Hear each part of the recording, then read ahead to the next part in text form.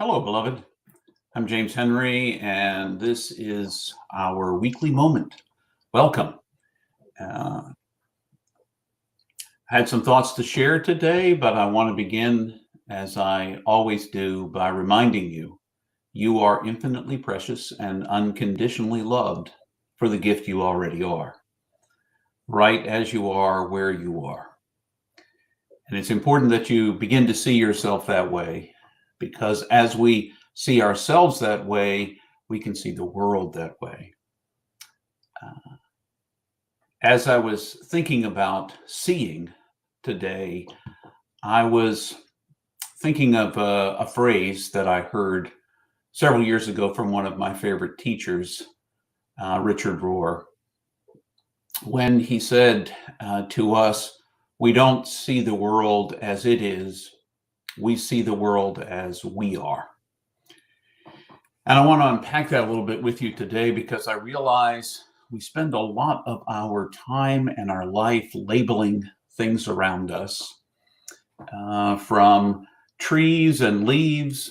We can even get specific about the type of tree, oak or elm or birch, dogwood, you name it. We can get into the specifics. We can note the color, and we do that same kind of naming and labeling when we see people, when we see situations in the world, when we see various other kinds of realities reflected.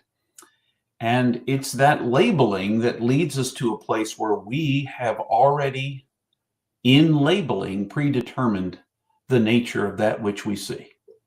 And we put our stuff on that which we see.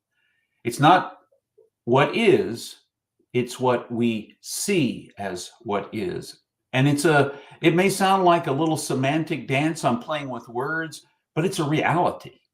When we look at the words and when we look at the world and we spend a lot of time trying to articulate in words exactly what we see, sometimes we can't just receive what comes to us. We see a brown person. We see a female or male person. We spend a lot of time trying to figure out those labels that we're going to attach to what and who we see in the world, rather than just receiving a person as a person. And let that person's being speak for itself. We shape our world. I see it. It comes back around to my Facebook feed. I see broad generalizations about people who align themselves with one party or another as being good or bad, as being stupid or pliable or ignorant or woke or any of those words. Quite frankly, I hope I'm awakened to live in this life. And so any of those labels, all that does is take away the individuality, the uniqueness, the infinite preciousness and unconditional lovedness of that which we see with our eyes. We have robbed it of anything other than our little sweet labels. So what I want to encourage us to do, it's something I'm trying to do more of in my life, is simply to gaze out at the world. To gaze out at the world. Recently, I was listening to Richard Rohr talk about 3 ways we see the world. Most of us just glimpse the world. That is, we don't ever stop long enough to see what we're going by too fast. It's going by too fast. So rather than slow down, we are just glimpsing. And we're making decisions based on the glimpse that we get. A second kind of way we see the world is to glare. How dare they have a different point of view than I? How dare they be from a different place than me? How dare they have a different religion than me? And we glare that someone would dare to be different than the way we are sure is right, which almost always is our way. And then there's a final way. Richard says that this is what he's doing more of these days, and that's simply gazing. Without labeling, can you gaze at the world? Just gaze out your window. See what you see. Don't feel the need to label it. In fact, don't even, if you can, just look beyond calling it a tree or grass or leaves or branches. Just look and take in the myriad of colors without naming them, the myriad of shapes without naming them, and learn to simply see what is. It takes a long time, I suspect. I'm still working on it.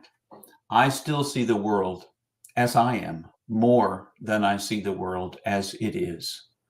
But if nothing else, just ponder, am I seeing the world as it really is?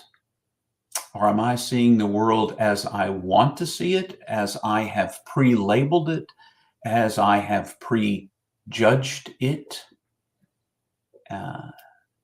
And how is that shaping my experience of reality? Because if you've already decided what everything is, you're not seeing reality anymore, except through your own rose-colored or any other colored glasses that you might wear. So just ponder that. It's worth stopping coloring the world with your own colors and labeling it with your own labels, and just seeing it. Just see it. Catch in a moment what is there without any attempt to fit it into whatever categories you might. It's worth a try. I'm trying to do that so that I might be more accepting and willing to receive what comes my way. But whether you do or you don't, remember, you are infinitely precious and unconditionally loved for the gift you are, and so is everyone and everything you meet. And wouldn't you rather see it that way? I don't know. Until the next time I see you, I wish you all the very best.